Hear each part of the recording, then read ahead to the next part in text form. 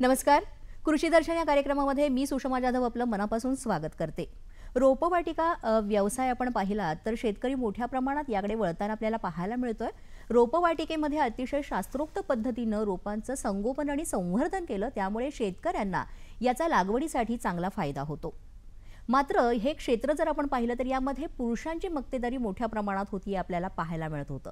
पण आता महिला सुद्धा मोठ्या संख्येनं या क्षेत्राकडे वळतात आणि अतिशय उल्लेखनीय कार्य करीत आहेत. अशीच एक सुंदरशी रोपवाटिका तयार करणाऱ्या पालघर बोईसर येथील निकिता अविनाश पाटील ह्या आपल्यासोबत आहेत आणि त्यांनी हे क्षेत्र कसं निवडलं किंवा त्यांचा हा प्रवास कसा सुरू आहे याविषयी आपण जाणून घेणारच आहोत. त्यासोबतच रोपवाटिका व्यवस्थापन कशा पद्धतीनं केलं पाहिजे याविषयी सुद्धा त्या मार्गदर्शन करणार आहेत. मॅम नमस्कार. नमस्कार. कृषी दर्शन या कार्यक्रमामध्ये आपलं मनापासून स्वागत. तुम्ही रोपवाटिका व्यवसायाकडे वळलेला आहात आणि अतिशय सुंदर असं काम करीतच आहात. मात्र मुळातच हे क्षेत्र जे आहे ते तुम्ही कसं काय निवडलं? माझा जन्म धन्य अशा शेतकरी कुटुंबात झाला आणि शेती पाहतच मी लहानाची मोठी झाली. खरं तर माझं शिक्षण मी मॅनेजमेंट स्टडीज या फील्डमधून पूर्ण केलं आणि माझं शिक्षण क्षेत्र आणि मी जे कार्यरत करते ते क्षेत्र खरं तर वेगळं आहे. पण माझे आई बाबा दोघेही शेतकरी, त्याच्यामुळे मी लहानपणापासून शेती बघतच आले. आम्ही भात लागवड करतो, त्याचप्रमाणे कडधान्य भाजीपाला लागवड, त्याचप्रमाणे आमची फळबाग लागवड ज्याच्यामध्ये आंबा, चिकू, पेरू, लिंबू ह्याची बाग आहे. त्यामुळे मातीशी एक जवळीक होतीच, पण एवढी आवड मात्र अजिबात नव्हती. पण माझ्या बाबांचं स्वप्न होतं. त्यांना नेहमी वाटायचं की आपण आपल्या मातीत आपल्या निसर्गाला धरून काहीतरी करायचं की ज्याच्यामुळे भविष्यात आपल्याला लाभदायक असेल, सगळ्यांना आवडेल, समाधानकारक असेल असं काहीतरी करायचं. आणि ही नर्सरीची संकल्पना सुद्धा त्यांचीच होती. आणि मग आम्ही 2021ला ही आमची धडपड चालू केली आणि इथेच आमची अंशवेल नर्सरी अँड लँडस्केपिंग ह्याची सुरुवात झाली. बरं, म्हणजे तुम्ही हे क्षेत्र 2021 मध्ये निवडलं आणि अतिशय चांगलं काम करताय. यामध्ये तुम्ही लँडस्केपिंग असं सुद्धा म्हणालात, तर यामध्ये नक्की काय केलं जातं? लँडस्केपिंग म्हणजे आपण लँडस्केपिंगमध्ये लँड डेव्हलप करू शकतो, ज्याच्यामध्ये टेरेस गार्डन येतं की आता छतावरती तुम्ही छान ब्युटिफाय करू शकता, लॉन लावू शकता, झाडं लावू शकता. त्यानंतर किचन गार्डन येतं, किंवा तुम्ही मेडिसिनल गार्डनिंग करू शकता, फ्लावर फार्मिंग करू शकता, फळभाज्यांची लागवड करू शकता, मियावाकी गार्डन ज्याच्यामध्ये कमी जागेत जंगल लावू शकता. असे छान छान गोष्टी आलेल्या आहेत, तर तुम्ही ते करू शकता ह्याच्यामध्ये. म्हणजे सध्या कसं होतं की शहरी भागामध्ये जागेची कमतरता फार असते आणि त्यासाठी चांगली म्हणजे जी वेगवेगळी जी रोपं आहेत किंवा झाडं आहेत ती लावायची असतात, मात्र जागेअभावी सूर्यप्रकाशाअभावी ती लावली जात नाही. तर त्यासाठी अशा नागरिकांनी काय केलं पाहिजे? त्यासाठी तर त्याच्यासाठी आता वेगवेगळ्या व्हरायटी आल्यात. इंडोर प्लांट्सना असे काही झाड आहेत की ज्यांना खूप कमी सूर्यप्रकाश लागतो, खूप कमी पाणी लागतं. म्हणजे तुम्ही आठवड्यातून एकदा त्यांना पाणी दिलं तरी त्यांना पुरेसं असतं. इनडायरेक्ट सनलाईट म्हणजे जी काही घरात लाईट येते ती पुरेशी असते. आता बऱ्याचशा भाजीपाल्याच्या पण अशा व्हरायटी आल्यात, फळझाडांच्या अशा व्हरायटी आल्यात की ज्या छोट्या जागेत म्हणजे कुंड्यांमध्ये पण छान आणि लवकर आपल्याला फ्रूट्स देतात. किंवा आपण आपली छोटीशी बाल्कनी डेकोर करू शकतो. तिथे गार्डन्सचे जे लॉन मॅट असतात ते टाकू शकतो, छान क्रीपर्स वगैरे त्याच्यावर चढवू शकतो. असे सगळे खूप नवीन नवीन गोष्टी आल्यात आणि आपण ती करू शकतो. जसं तुम्ही म्हणालात की वेगवेगळी रोपं तुम्ही रोपवाटिकेमध्ये घेता, पण मग ती कोणकोणती रोपं घेता आणि त्याची जी संपूर्ण काळजी घ्यायची असते ती कशा पद्धतीने घ्यायला पाहिजे? आता माझ्या नर्सरीमध्ये इंडोर, आउटडोर, फुलझाडं, फळझाडं म्हणा किंवा सीझनल फ्लावरिंग प्लांटचे काही विशिष्ट काळापर्यंत असतात ती आहेत. त्याप्रमाणे मेडिसिनल प्लांट्स आहेत, वनीकरणासाठी लागणारी झाडं आहेत, वेगवेगळ्या प्रकारचे लॉन्स आहेत, वेली आहेत, व्हेजिटेबल्स आहेत, स्पायसेस आहेत, ही सगळ्या प्रकारची झाडं आहेत. तर त्याच्यामध्ये व्हरायटी असतात. आता इंडोर झाडांची काळजी म्हणजे काय, त्यांना कमी सूर्यप्रकाश लागतो, डायरेक्ट आपण सनलाईटमध्ये नाही ठेवू शकत. मग त्यांच्यासाठी विशिष्ट प्रकारचं शेडनेट असतं, मग ज्याच्यामध्ये त्यांना कमी पाणी, कमी सूर्यप्रकाश मिळेल असं. आपली जी फुलझाडं असतात त्यांना प्रखर आणि चांगला सूर्यप्रकाश हवा असतो फुलं येण्यासाठी, बहर येण्यासाठी. मग ती तिथे ठेवली जातात. फळझाडं म्हणा किंवा डेकोरेटिव्ह प्लांट्स ज्याच्या त्यांच्या वेगळ्या टाईप्स आहेत आणि त्यांना त्यांच्या स्पेसिफिक ठिकाणी ठेवायला लागतं. त्याची काळजी म्हणजे त्यांचं व्यवस्थित म्हणजे 15 दिवसांनी खत पाणी म्हणा, आता हवामानानुसार त्यांना पाणी द्यावं लागतं. त्यांची काळजीमध्ये हवामान, पाणी आणि माती ह्या महत्त्वाच्या गोष्टी आहेत. म्हणजे मी म्हणेन की योग्य त्या मातीत, योग्य त्या हवामानाचा अंदाज घेऊन योग्य त्या प्रमाणात पाणी देणं. म्हणजे आता आपण बघतोय हिवाळ्यात हवामान दमट असतं, हवेमध्ये मॉइश्चर ओलावा असतो, त्यामुळे एकदा पाणी दिलं तर ते पुरेसं होतं. उन्हाळ्यामध्ये खूप उष्णता असते, आपल्याला स्वतःला खूप रुक्ष वाटतं, त्याच्यामुळे 2 वेळा पाणी. पण ते पाणी आपण भर उन्हात नाही दिलं पाहिजे, त्याच्यामुळे झाडांना त्रास होतो. मग ते सकाळी किंवा संध्याकाळी अशा त्याच्या काही वेळा असतात. त्याच्यामध्ये पावसाळ्यामध्ये घेतली जाणारी काळजी म्हणजे पावसाळ्यात खूप दिवस जर पाऊस पडला तर आपण ज्या काही मध्ये आपलं झाड आहे, पॉटमध्ये म्हणा, पिशवीमध्ये म्हणा, तर ते तुंबलं गेलं नाही पाहिजे, पाणी जास्त झालं नाही पाहिजे. त्याच्यासाठी महत्त्वाची म्हणजे ती माती वेल ड्रेन असणं गरजेचं आहे. म्हणजे खूप वाळूदार किंवा खूप चिकट माती नसो, पाणी सहजरित्या त्याच्यातून निघून गेलं पाहिजे, निचरा झाला पाहिजे. त्यामुळे मुळं खराब होणार नाही, मुळं व्यवस्थित राहणार, झाडं व्यवस्थित राहणार. म्हणजे जास्त पाणीही नको आणि कमी पाणीही नको, पाण्याचं फार योग्य प्रमाण पाहिजे, माती व्यवस्थित पाहिजे आणि त्यानुसार माती सुद्धा वेगवेगळी तुम्ही रोपांसाठी ती निवडता. यासाठी खत व्यवस्थापन सुद्धा केलं जातं, ते कशा पद्धतीनं केलं जातं? मी नेहमी ऑर्गॅनिक फर्टिलायझर सजेस्ट करते आणि आम्ही स्वतः ते वापरतो. नर्सरीसोबतच आम्ही स्वतः गांडूळ खत निर्मिती करतो आणि आपण ती करायला पाहिजे, मी ती सजेस्ट करते. कारण त्याच्यामधून एक तर वर्मी कंपोस्ट आणि वर्मी लिक्विड हे 2 हे मिळतात आणि आपण ते आपल्या नर्सरीत वापरायला हवं.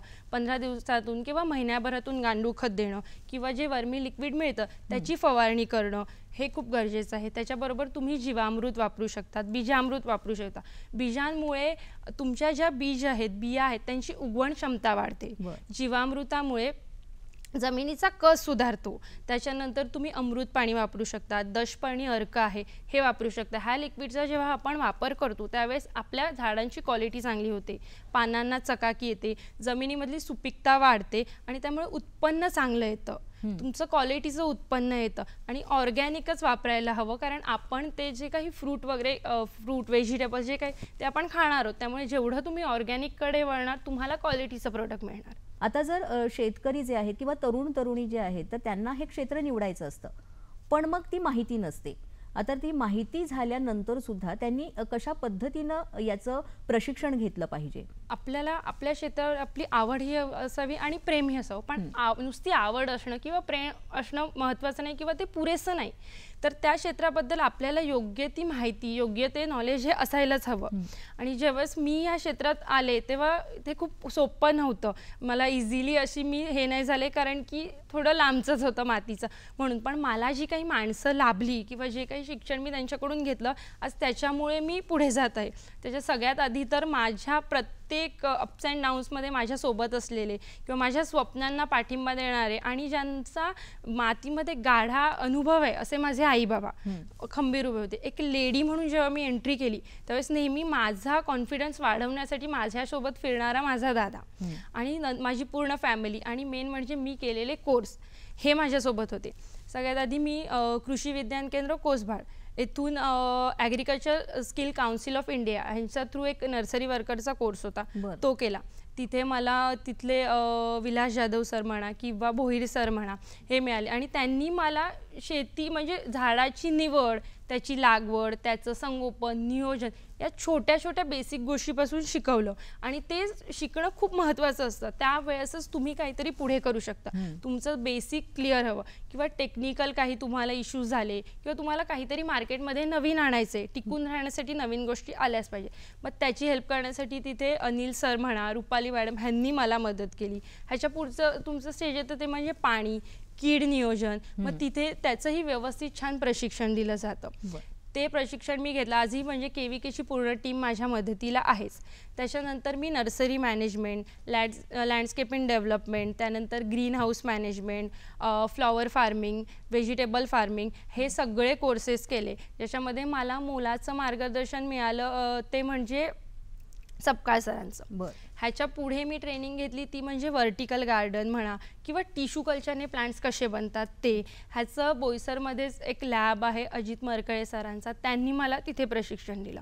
तर ह्याच्यामध्ये हे जेव्हा आपण करतो, फिरतो, त्यावेळेस आपल्याला जी लोकं मिळतात, मग ती स्टुडंट्स असो, शेतकरी असो, त्यांचा एक अनुभव असतो आणि तेव्हा त्या अनुभवातून तुम्ही शिकता. त्यांचं जे तुम्हाला मोलाचं मार्गदर्शन लाभतं त्याच्यामधून तुम्ही शिकत जाता, घडत जाता.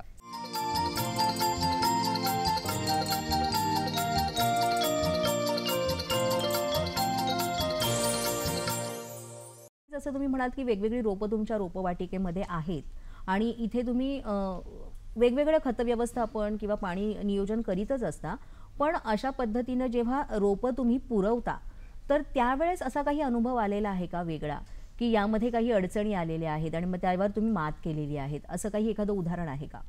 तर कोणत्याही क्षेत्रात जर स्पर्धा असतेच आणि मार्केट, ह्या दोन गोष्टी तुम्ही मेंटेन केल्याच पाहिजेत. ह्याचा तुम्हाला अभ्यास हवाच.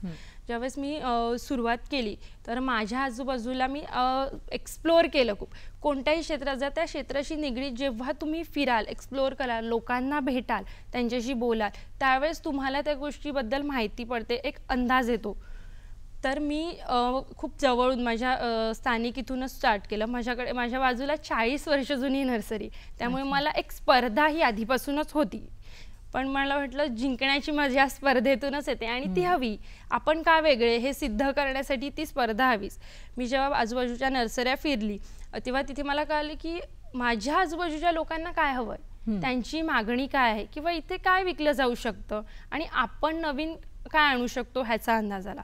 नंतर मी ज्या आपल्या बाजूच्या बाजारपेठ आहेत त्या म्हणजे पुणे म्हणा, नाशिक किंवा मुंबई ह्या फिरली, ज्याच्यामध्ये मार्केटमध्ये नवीन काय आहे की शहरांमध्ये काय नवीन चालू शकतं ह्याचा मला अंदाज आला. आणि अजून एक गोष्ट जी मी आवर्जून सगळ्यांना सांगते नवीन येणाऱ्या मुलांना, की तुम्ही नेटवरून माहिती घ्यायचा प्रयत्न करा. आणि दुसरं म्हणजे एक्झिबिशन्स, प्रदर्शन फिरा. 2 वर्षाआधी राजमुंद्री आंध्र प्रदेश इकडे आपल्या देशातलं सगळ्यात मोठं एक्झिबिशन झालं होतं नर्सरी आणि लँडस्केपिंगचं. राजमुंद्री ही पूर्णपणे नर्सरीने डेव्हलप केलेली सिटी आहे. म्हणजे तिथे तुम्हाला 1 दिवसाचं ते 50 वर्ष इतकं पण मोठं रोप बघायला मिळेल. सगळीकडे नर्सरी आणि खूप सुंदर छान. तिथे जे एक्झिबिशन होतं तिथे पूर्ण आपल्या भारतामधले प्रोडक्ट्स आले होते तिथे, ज्याच्यामध्ये तुम्ही म्हणा सिक्कीमचं, दार्जिलिंग, केरळ, महाराष्ट्रातले काही अशी सगळी लोकं आली होती.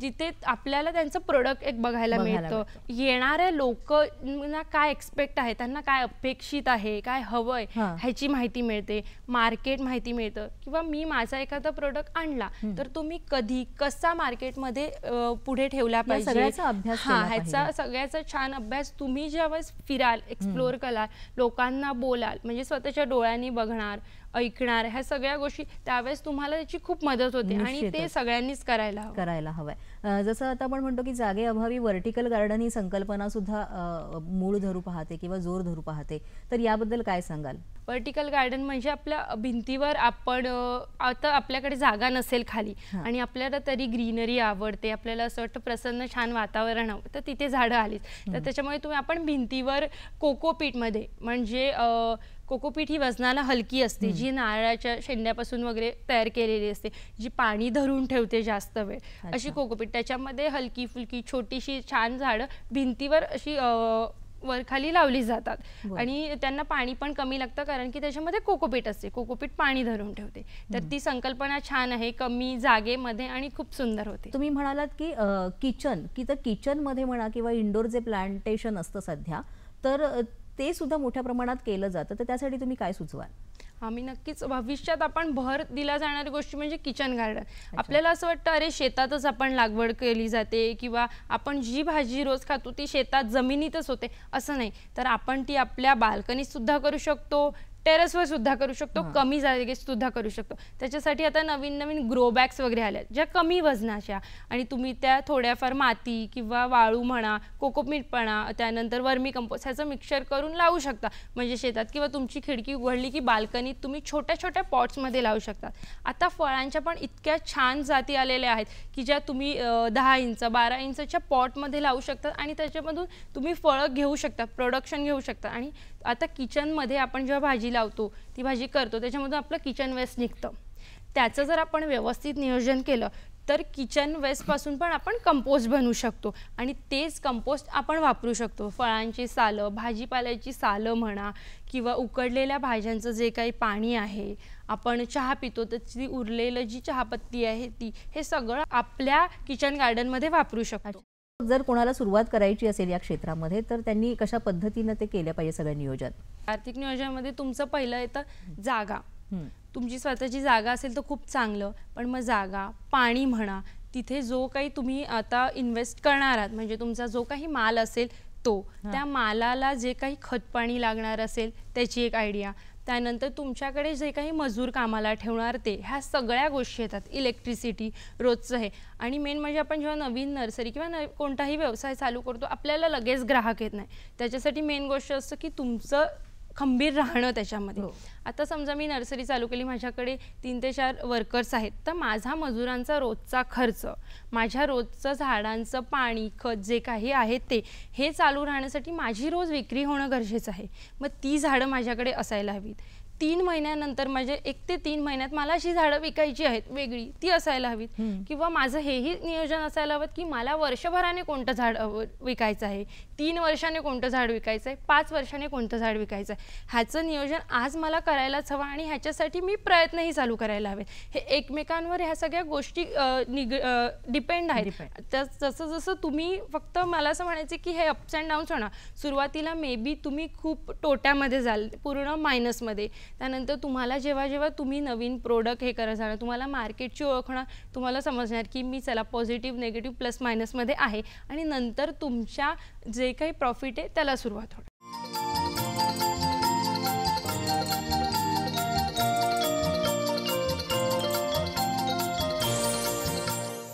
जसं तुम्ही म्हणालात की तुम्ही लोकल जे आहे स्थानिक विद्यापीठ म्हणा किंवा कृषी विज्ञान केंद्र आहेत तर त्यांची तुम्हाला साथ मिळालेली आहे. पण अशा पद्धतीने तुम्ही तरुणांना काय मार्गदर्शन कराल की कशा पद्धतीने त्यांनी हे क्षेत्र निवडावं? एक मुलगी म्हणून मी जर या क्षेत्रात उतरू शकते तर मला वाटतं की कोणीही उतरू शकतं किंवा करू शकतं. पण तुमच्याकडे ते सातत्य हवं, ती स्थिरता हवी. आणि कोणी काहीही म्हणालं तरी मी न डगमगता त्या क्षेत्रात काम करेन किंवा स्वतःला मी सिद्ध करेन, ही एक गोष्ट असायलाच हवी. त्या क्षेत्राबद्दल जेवढं तुम्ही ज्ञान गोळा करू शकणार तेवढं करा. जेवढ्या लोकांना तुम्हाला भेटता येईल, त्याचे अनुभव घेता येईल, मग तो शेतकरी असो, सर्वसामान्य किंवा मोठे कोणीतरी ऑफिसर्स किंवा अधिकारी असो, त्याच्याकडून तुम्ही न कुठलंही हे करता, संकोच न करता माहिती घेतली पाहिजे की आपल्याला एक आयडिया येते. आणि बऱ्याच वेळा आपण ह्या क्षेत्रात फेल होऊ शकतो, कोणत्याही क्षेत्रात म्हणा. फेल्युअर येणार तुम्हाला, अप्स अँड डाऊन्स येणार. मग त्यावेळेस नाही मी करत नाही, गिवअप करणं हा ऑप्शन नसला पाहिजे. जर तुम्हाला उडता येत नसेल तर तुम्ही धावलं तरी पाहिजे. तुम्हाला धावता नसेल येत तर तुम्ही ॲटलिस्ट चाला तरी. आणि नाही चालणं पण नसेल जमत तर काहीतरी मुवमेंट करा. तुम्ही ज्यावेळेस थोडं थोडं थोडं करायला जाल त्यावेळेस की तेव्हा तुम्हाला समजेल की नाही मी आता जमिनीत घट्ट पाय रोवलेत आणि मी उडतोय. महिला मोठ्या प्रमाणात जर इथे यायचं असेल त्यांना तर त्यांनी समजा असं बेसिक कुठलं शिक्षण घेतलं पाहिजे आणि कुठून घेतलं पाहिजे जेणेकरून ते रोपवाटिका या व्यवसायाकडे वळतील? आता आपण बघतोय महिला कोणत्याच क्षेत्रात मागे असं वगैरे नाही किंवा असंही नाही की ती बाजूला आपल्या बाजूने होते, ती पुढे जाऊन सगळ्या क्षेत्रात काम करते. आणि मेन ह्याचं उदाहरण म्हणजे आपली हाऊसवाईफ लेडी. कारण की ती एकटी बाई आपल्या सगळ्यांचे आवड निवड वेळ काळ हे सगळं करून ती पुढे जाऊन नोकरी करते किंवा जे काही तिचं शेतातलं काम असेल, घरकाम असेल ते करते. महिलांना आपल्या शेतीचं एक ज्ञान असतं बेसिक, की कोणतं बियाणं, कोणती माती, कोणत्या हंगामात, कोणत्या सीझनला आपण काय रोप करावं, हे एक बेसिक असतं. पण आता आपल्याकडे सगळीकडेच ग्रामपंचायत म्हणा, कृषी विज्ञान केंद्र म्हणा, हे असतातच. आणि त्याच्यामध्ये एक बेसिक तुम्हाला भाजीपाला लागवड ह्याच्यावर पण प्रशिक्षण दिलं जातं किंवा रोपवाटिकेचं प्रशिक्षण दिलं जातं. आणि तिथे बऱ्याच स्कीम्स वगैरे पण असतात, संधी असतात महिलांनी पुढे जावं, शिकावं, करावं. तर महिलांनी तिथे जाऊन एक संपर्क साधावा, की आता नवीन कोणत्या संधी झालेल्या आहेत किंवा आम्हाला हे प्रशिक्षण कसं मिळू शकतं, बरोबर. हो. किंवा शेतीमधून पण महिला, की जी आपण फ्लावर डेव्हलपमेंट आहे, आपल्याकडे चांगलं मार्केट आहे फ्लावरला, मग तुम्ही ते पण करू शकता. किंवा भाजीपाला लागवड, आता भाजीपाला लागवड शेतातच करण्यापेक्षा बाकीच्या कुठल्या ठिकाणी किंवा वेगळी काहीतरी डेव्हलपमेंट घेऊन मल्चिंगवर म्हणा किंवा शेडनेटमध्ये म्हणा, अजून काहीतरी त्याच्यात नवीन करता येईल तर तो पण महिला व्यवसाय करू शकतात. निश्चित, म्हणजे ह्या रोपवाटिकेमध्ये सुद्धा अनेक पर्याय उपलब्ध आहेत, तर ते पर्याय सुद्धा ते घेऊ शकतात, करू शकतात त्यामध्ये कार्य. जसं म्हणाले की प्रत्येक जर क्षेत्रामध्ये आपल्याला काहीतरी करायचं असेल तर कुटुंबाचं पाठबळ असणं फार गरजेचं आहे, त्याशिवाय आपण पुढे जाऊ शकत नाही. तर ते तुम्हाला निश्चितच मोठ्या प्रमाणात मिळालेलं आहे. पण ते आत्ता सगळं इथपर्यंत आल्यानंतर त्यांना काय वाटतं तुमच्या या सगळ्या प्रवासाबद्दल, आणि तो काय क्षण आहे आता सध्या? सगळ्यात आधी तर माझे आई-बाबा. म्हणजे मी कोणत्याही माझ्या स्वप्नांसाठी माझ्यापेक्षा ते दोघं जास्त झटलेले आहेत. कारण की मी काही त्यांचे ते माझे बाबा सरळ म्हणतात, "तू काहीही सांग, तू म्हणजे तुला आता आज ही गोष्ट करायची, ठीक आहे. तू हा विचार नको करू की मी उडी मारताना खाली पडले तर." खंबीरपणे सपोर्ट सिस्टीम म्हणून आम्ही आहोत आणि ती कॉन्स्टंट सपोर्ट सिस्टीममुळे आज मी इथे पोहोचले. ज्यावेळेस मी ह्या क्षेत्रात आली त्यावेळेस खूप नेगेटिव्ह गोष्टी होत्या अजून. अरे, की मातीच्या ह्याच्यात काय ही मुलगी जाते किंवा ह्या क्षेत्रात कोण काय करू शकतं किंवा मुलगी म्हणून मुलीने ऑफिसमध्ये काम करावं किंवा घरकाम करावं ह्या क्षेत्रात. पण हा कसलाही विचार न करता आज माझ्या आईबाबांनी मला ह्या क्षेत्रामध्ये सपोर्ट केला आहे आणि आज त्यांच्यामुळे किंवा मला जे फॅमिलीचं एक पाठबळ मिळालं, नाही नाही तू एक लेडी आणि तू ते करू शकते, मुली आज कोणत्याच क्षेत्रात कमी नाही आहेत, तू स्वतःला सिद्ध करू शकते आणि त्याच्यामुळे मी आज इथे आहे. माझ्या बाबांचा आणि आईबाबा शेतकरी, त्यामुळे त्यांना खूप एक गाढा अनुभव आहे किंवा त्यांनी बरीच वर्ष शेतीत घालवली आहेत, त्यांना ज्ञान आहे. त्याच्यामुळे आज त्यांच्या अनुभवामुळे मी कोणतीही स्टेज घेते ना तर की त्यांचा एक अनुभव असतो, त्यांचं मार्गदर्शन असतं मला. आणि मी जेव्हा मी फिरत असताना कोर्स करत असताना मला जी मोलाची माणसं लाभली ती.